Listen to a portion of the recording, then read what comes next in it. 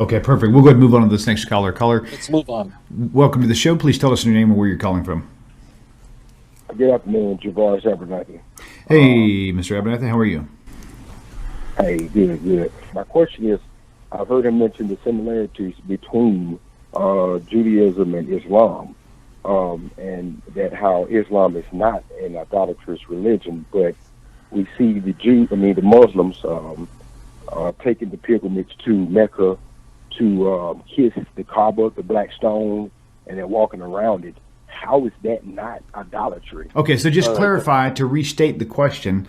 I'm going to put it out there so I can have it for notes. But also, if I'm wrong with that, please correct me because I need to understand what's going on here. Okay, so basically it says he mentioned Ramadan and kissing of the stones as far as No. I'll explain everything. Okay, So okay, just I'll re-explain the question altogether. Thank you.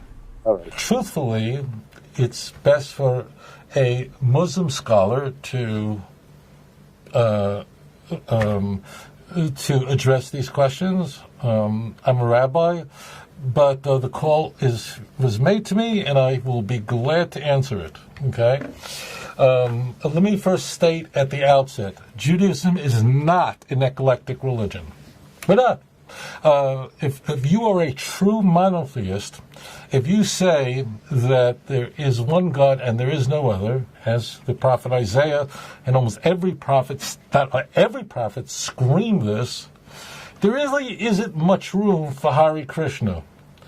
So Judaism, unlike Eastern religions as an example, is just not eclectic.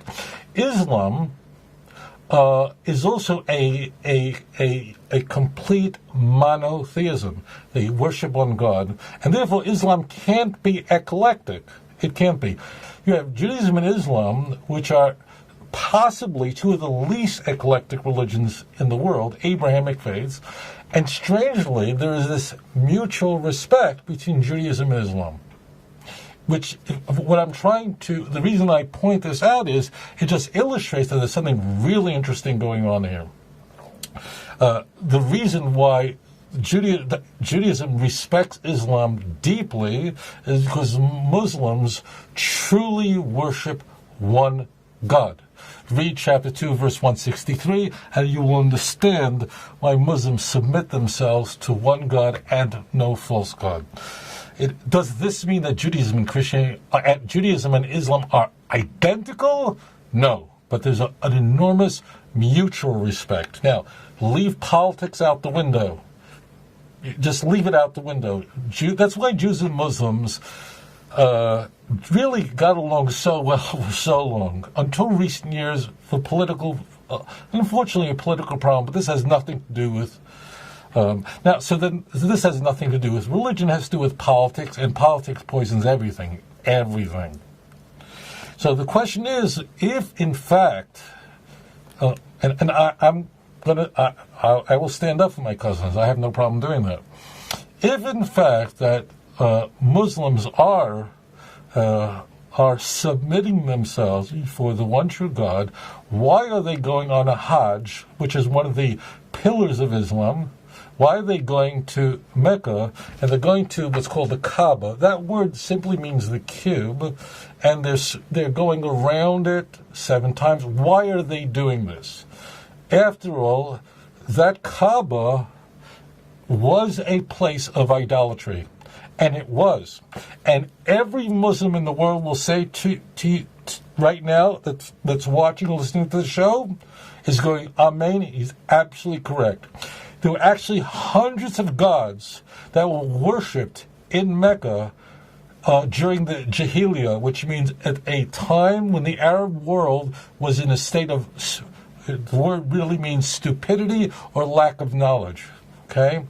The key point of the Kaaba is that following the advent of Islam, meaning of Muhammad's message to his constituents is, and it's really in Islamic tradition, I should correct that, following the teachings of the Quran, Muslims then took what was a place of idolatry and transformed it into a place where one God is worshipped. So therefore, every Muslim will say, of course the Kaaba was a place where hundreds of gods worshipped. This is a very well-known part of the history of the pre-Islamic period of Mecca. Everyone knows that. Everyone knows that prior to the advent of Islam, Arabs in that region were burying their daughters alive. The first people to tell you that are Muslims. Jews might not want to say because we're afraid to insult them. A Muslim will go, that's true. So the key is that when Muslims go on a Hajj, which in the Islamic faith, every Muslim is required to do that if they're able to financially and physically. If they're able to, they're required once in their lifetime to go to Mecca on this Hajj. They're not going there worship a cube, worshiping the Kaaba, which means cube. They are worshiping one God, and they are shouting the name La ilaha illallah. There is no God, but I'm going to have to tell you a really funny story, and then we'll move on from this. This goes like years ago. Never forget this. I'm not a sports fan at all. Like if you ask me who won the World Series, I don't even know who was in the World Series. I don't. Sports bores me to death. But interestingly, soccer at the highest level, like the World Cup, I find it fascinating. I don't really care about who wins, but the athletes at the very, very top of football or soccer are so amazing that it just blows my mind away of how they do what they do. Anybody who just soccer is very interesting to watch, in my opinion. I'm not the spokesman for sports, but in my opinion, at the highest level, at the World Cup level, it's unbelievable what these people can do. It really is. Just stand there and you go, I don't even know how a human being could do such a thing. I get exhausted just watching it. Now, I'll tell you a funny story. This goes back years ago. I don't know how many years ago this was. So what they do in the World Cup is they take the soccer ball and they put a emblem of a country on it. Okay? So they might put on the ball, they might put a emblem of the U.S. One year they had a ball, the soccer ball, and it had the emblem of Saudi Arabia. Now the flag of Saudi Arabia with the sword literally says these words. By the way, this is the most central core creed of Islam, that there is no God but Allah. It's central, and it appears on the flag of Saudi Arabia. Okay, they put it on the soccer ball. Okay, now because they just wanted to put a Saudi. What followed was such a Muslim was so offended and going, how do you put the most sacred creed in Islam on a ball that's going to be kicked around? They actually had to change it.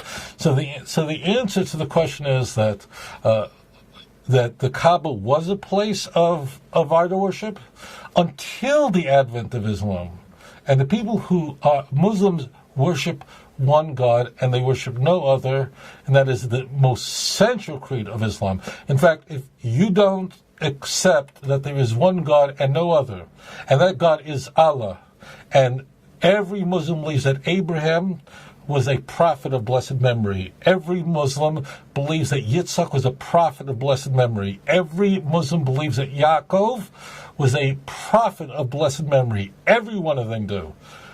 There are disputes among Muslims on fine points, but there is no such thing as a Muslim who does not believe in the Quran. Okay? So therefore, yes, the Kaaba was transformed from a place of idolatry into a place of worshiping one God. And therefore, they're not worshiping idols by going to the Kaaba. They're worshiping one God. And that's what they're expressing in their pilgrimage. So that's the answer to your question. Okay, but thank you so much for joining me, and I'm very grateful to be able to answer that question on behalf of my cousins. Although they're probably better at this than I am, but thank you so much for joining me. Now, what if Sabians already turned their faces towards Mecca? That doesn't make any difference to us, because if the house of God was known and Sabians were there before Muslims and they worshipped the one true God, and if there's nothing wrong with their worship, or if the Muslims maintained the same things about their worship which was true and correct, then this is fine, because God can reveal through a number of prophets given to people over time. Muslims have no difficulty with those teachings. Now, if He's the God of the East and the West, why turn towards Mecca? Well, it's a focal point for people, because sometimes people need this focal point. Why we can ask, for example, that Solomon built a temple according to 1 Kings chapter 8, and then he prays to God to bless those who turn towards this temple in worship. And to this day, Jews still turn towards the temple. Well, the temple is no longer there, but the remaining wall, the Wailing Wall, is still there, and they're still required traditionally to do that. By the way, Jesus was a Jew, and you have maintained that the original disciples of Jesus were Jews. So they all turned their faces to the same thing. You ask, why pilgrimage to Mecca? Well, we should ask of Jesus, why did He make pilgrimages to Jerusalem? At least 3 pilgrimages if we count the ones in the Gospel according to John. If there's something wrong with making pilgrimages to a house, then you are condemning Jesus for making pilgrimages. You're listening to the Samaritan woman who says that God can be worshipped anywhere, because the Samaritans did not go to pay homage to Jerusalem. They did not believe in that after the splitting between the north and south. So you're saying the Samaritan woman is right and Jesus is wrong for making pilgrimages. Oh, that is so sad, Dr. Shirosh.